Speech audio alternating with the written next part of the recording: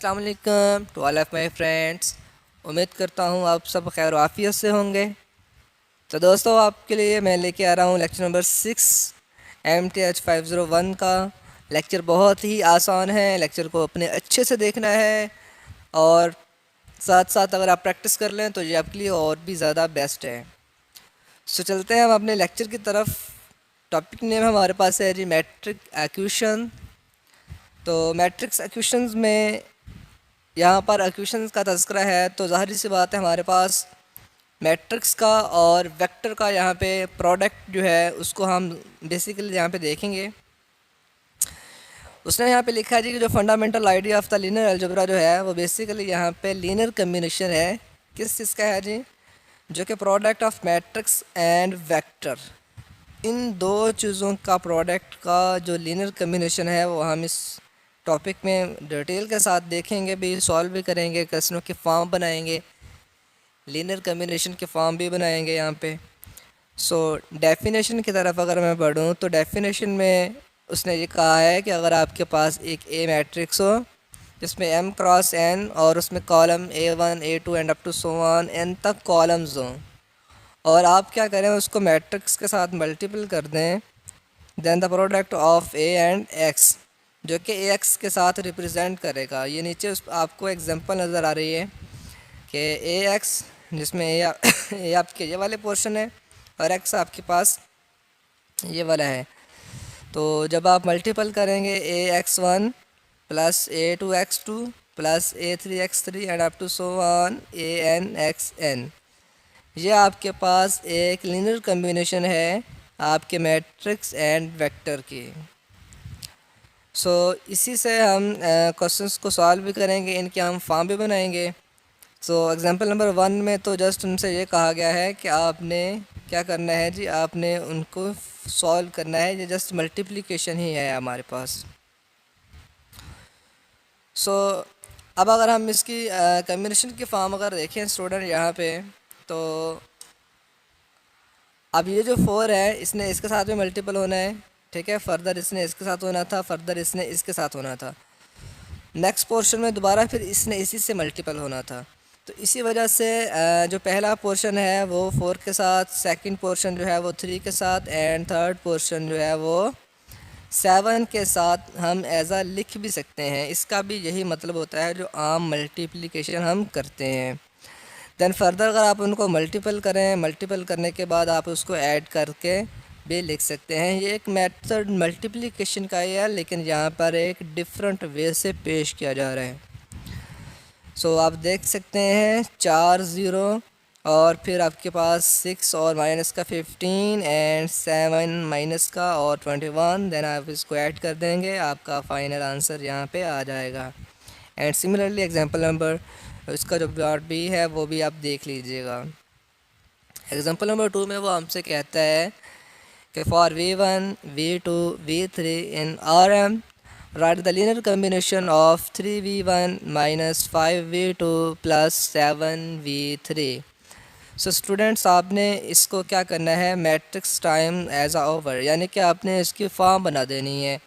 تو یہ بہت ہی آسان ہوگا.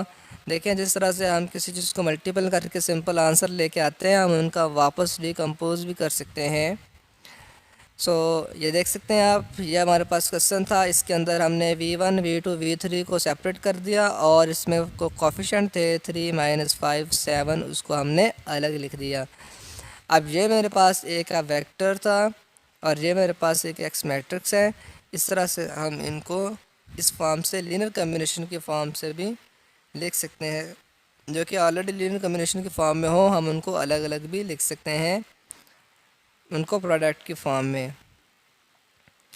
سو نیکسٹ بھی اس نے کچھ ایک اور ایگزامپل دی ہوئی ہے، جیسے کہ اس نے یہاں پہ یہ لکھا ہوا ہے کہ اگر ہم بات کریں x1 2x2 minus x3 is equal to 4 and that, اس پہ بھی دیکھیں اسٹوڈنٹ x1 کو جب آپ لکھیں گے تو اس کے کوفیشنٹ میں 1 ہے، نیچے والے میں x1 ہے ہی نہیں تو اس کی جگہ پہ وہ 0 آ جاتا ہے.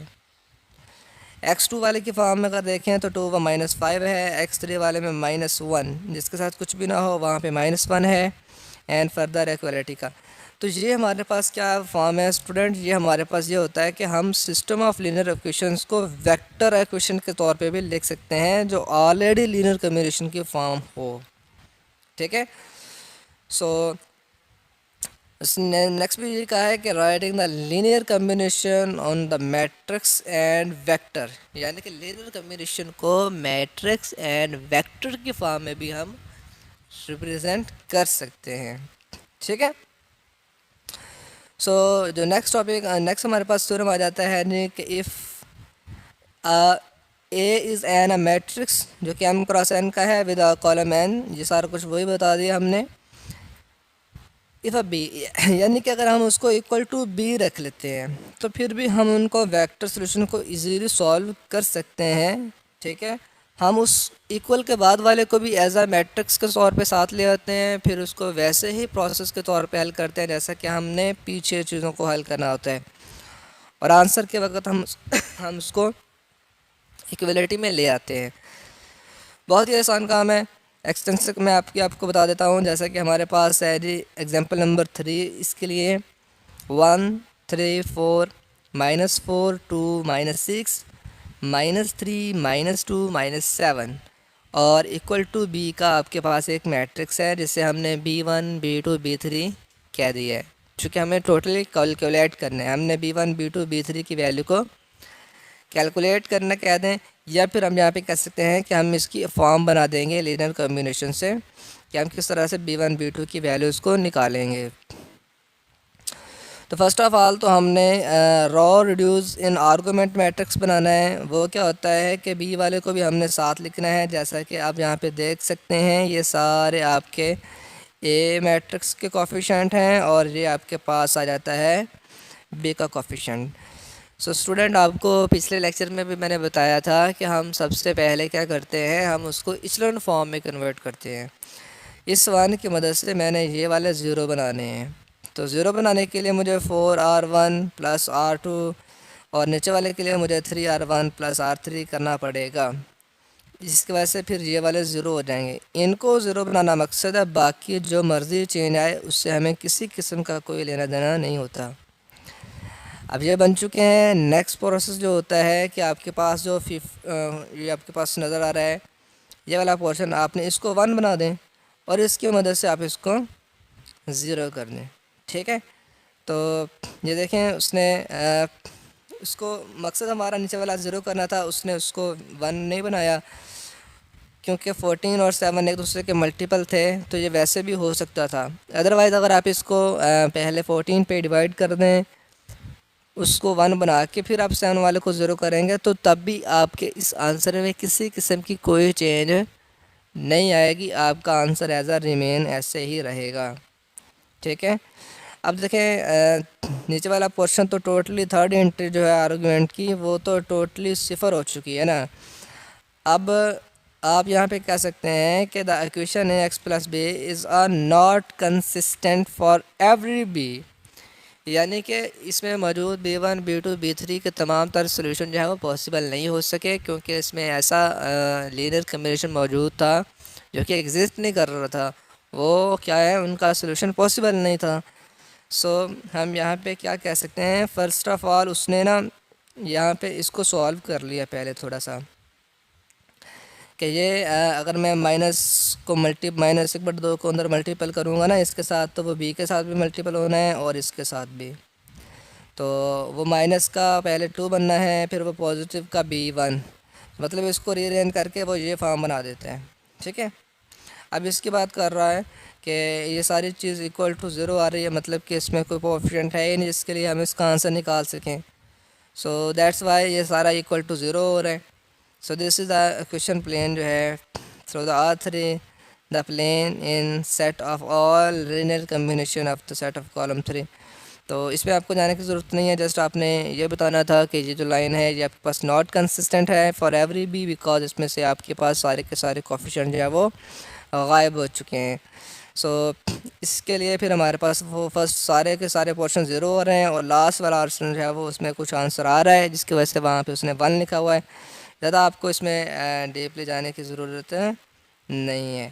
سو نیکسٹ میں آپ کو لے چلتا ہوں آپ کے اصل شارٹ کوسچنس کی طرف، جو کہ آپ کے شارٹ کوسچن بن سکتے ہیں کہ اے بی سی آپ کے پاس 3 میٹرکس دیے ہوئے ہیں اور اے بی سی اس کے کچھ 3 پارٹ دیے ہوئے ہیں. آپ نے ان کو کیا کرنا ہے، لینئر کمبینیشن کی فارم میں لکھنا ہے. سو سب سے پہلے میں اسٹوڈنٹ آپ سے یہ کہتا جاؤں کہ جو میں سب سے پہلے اس پارٹ کو لیتا ہوں. تو دیکھیں یہ میرے پاس ایک جنرل فارم ہے، میں نے اس کو لکھ دیا جی small a capital A plus small be capital B. Small اے میرے پاس ایک اسکیلر کوانٹٹی ہے، جبکہ capital A capital B capital C وہ جو میٹرکس آپ کو یہاں پہ گیون نظر آ رہے ہیں یہ وہ چیزیں ہوتی ہیں. ٹھیک ہے، ہم ان کی مدد سے اسمال اے بی سی کا آنسر نکال لیں گے. ٹھیک ہے، کیسے نکال سکتے ہیں؟ فرسٹ آف آل میں نے کیپیٹل اے بی سی کے کالم پٹ کر دیے، پھر میں نے اے کو اندر ملٹیپل کر دیا، بی کو اندر ملٹیپل کر دیا اینڈ سی کو اندر ملٹیپل کر دیا، پھر وہ سارے کے سارے میں نے ایڈ کر لیے. ٹھیک ہے، تو دوبارہ سن لیں میں نے کیا کیا ہے. میں نے 4 کو اس سے بھی ملٹیپل کیا، 4A 40، تو وہ 0 تو شو ہونا نہیں تھا، پھر 4A یہاں سے شو ہوا ہے، پھر B یہاں سے شو ہوا ہے. ٹھیک ہے، اور اس کے بعد مائنس بھی تھا، اور پھر اس کے بعد پازیٹیو کا 2C. تو اس طرح سے یہ ہمارے پاس پہلے ہمارے پاس فرسٹ پورشن والے پھر سیکنڈ پورشن والے. میں دوبارہ سے بھی بتاتا جاؤں کہ -2A جو کہ یہاں پہ نظر آ رہا ہے، اس کے بعد پازیٹیو کا 2B، اس کے بعد پازیٹیو کا C. اس طرح سے مائنس کا 2A سوری یہاں کے لیے، پھر پازیٹیو کا 3B اس کے لیے، پھر پازیٹیو کا 4C اس کے لیے. اس طرح سے ہمارے پاس یہ فارم بن رہی ہے، اور ایکول ٹو یہاں پہ کون سا میٹرکس آ رہا ہے، یہ آ رہا ہے ہمارے پاس 6 -8 اور -1 اور -8. تو یہ اس کے برابر ہے، پھر یہ اس کے برابر بھی ہوگا، یہ اس کے برابر بھی ہوگا، یہ اس کے برابر ہوگا، اور یہ اس کے برابر بھی ہوگا. آپ دیکھ سکتے ہیں اس نے پہلے 4A + B کو 6 کے برابر رکھ دیا وہاں پہ.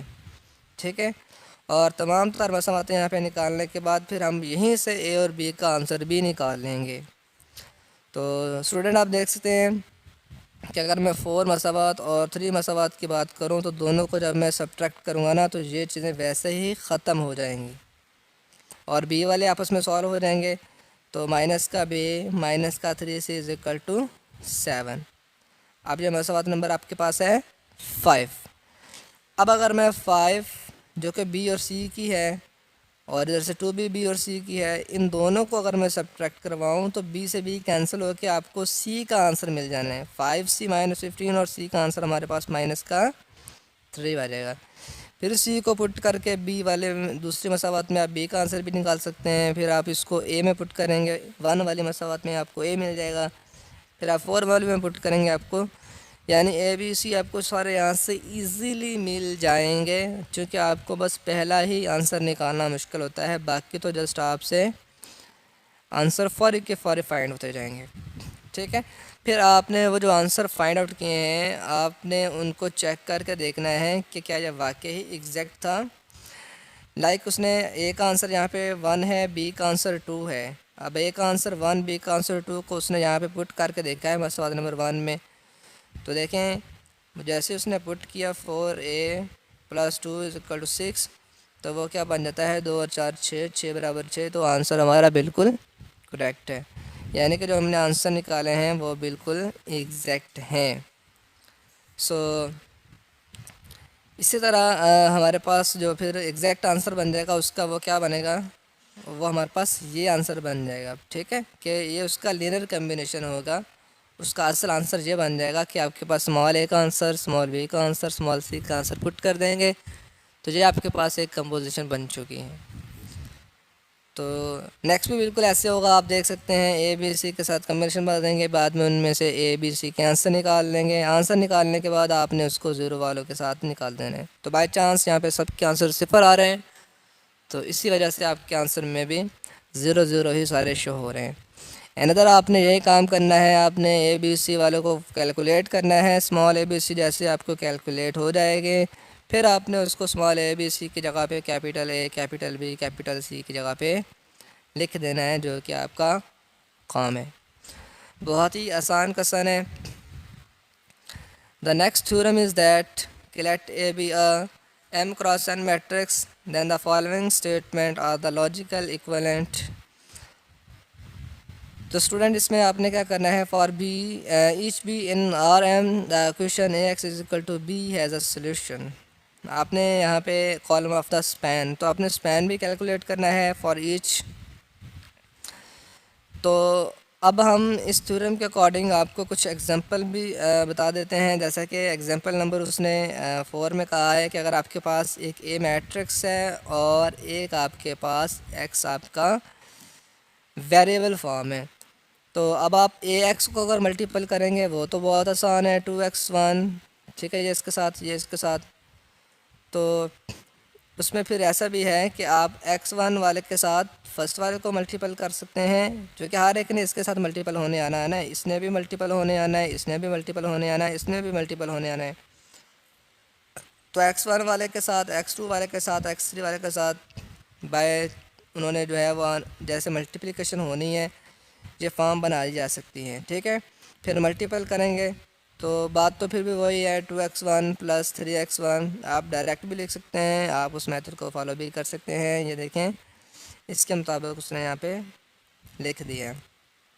تو جسٹ آپ نے کمپیوٹ کرنا تھا، note Abu the first of all entry some of the product some time that is call the dot product.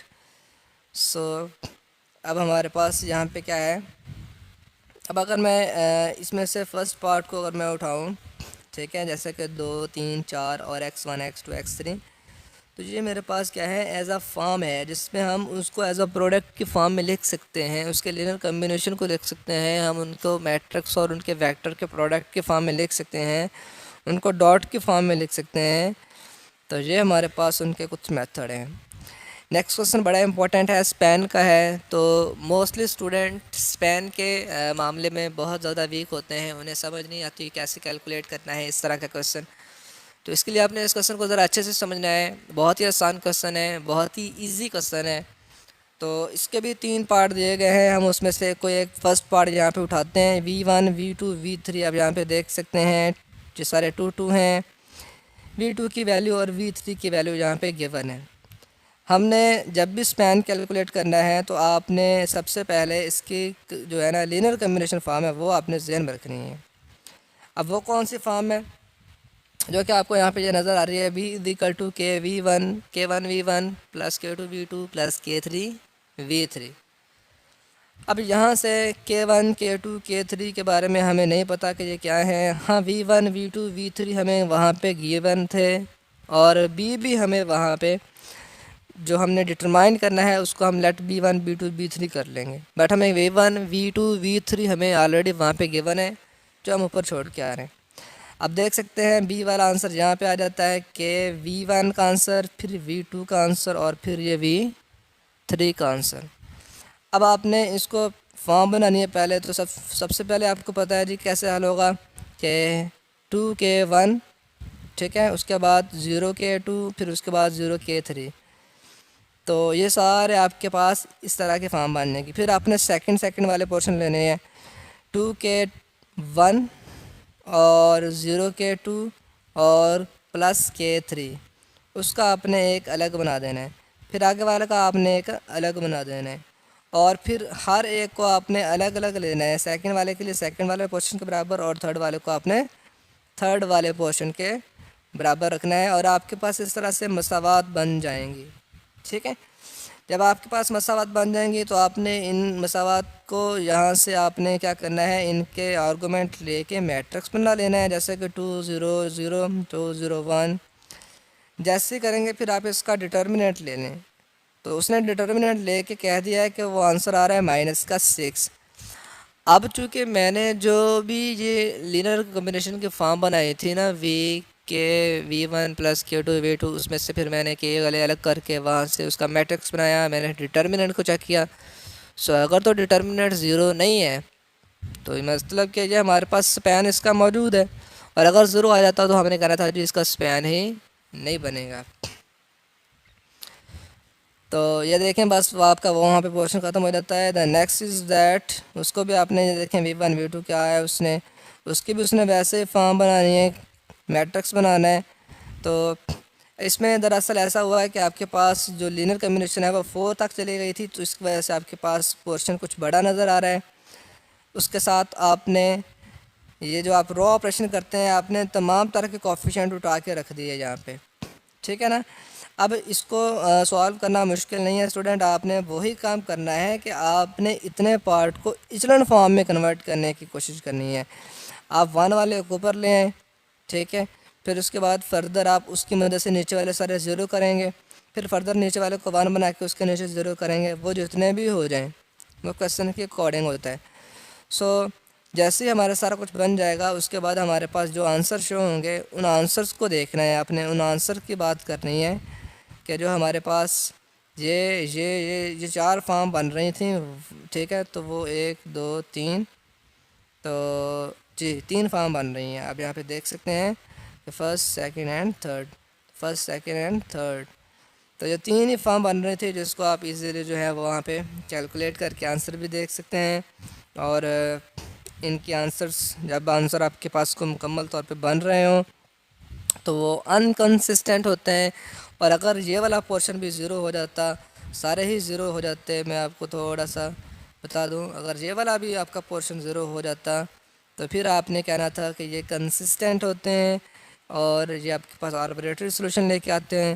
اب جو کہ ہمارے پاس تمام کے آنسر موجود ہوں گے، سو دیٹس وائی ایک ہمارے پاس دوسری ریزن یہ بھی ہے کہ یہ ہمارے پاس 4 ہمارے پاس میٹرکس ہیں، جس میں ہم سب سے پہلے تو D4 کا آنسر یہاں سے نکالنے کی کوشش کر لیں گے، ٹھیک ہے نا. سوری، یہاں پہ یہ دیکھیں، اس میں فرسٹ آف آل 4 پورشن تھا، تھرڈ والے جو ہیں وہ ایکوالٹی کے بعد والے ہیں. سو اس کے مطابق پھر اس کا مطلب تو یہ ہوا کہ یہ جو ہمارے پاس 4 والے فرسٹ تھے وہ سارے کے سارے 0 ہو چکے ہیں نا. اب جب وہ 0 ہو چکے ہیں تو ان کے اوپر سپین نہیں بن سکتا پھر، ٹھیک ہے، کیونکہ ان کا ڈٹرمنٹ آپ کو 0 ملے گا ہمیشہ. تو اس کے لیے ہم یہ ضرور بولیں گے کہ سو ڈز ناٹ سپین، کہ یہ ہمارے پاس سپین نہیں بنا سکتے. سو نیکسٹ ہمارے پاس ایکسرسائز شروع ہو جاتی ہے. ملتے ہیں انشاءاللہ نیکسٹ ویڈیو کے ساتھ.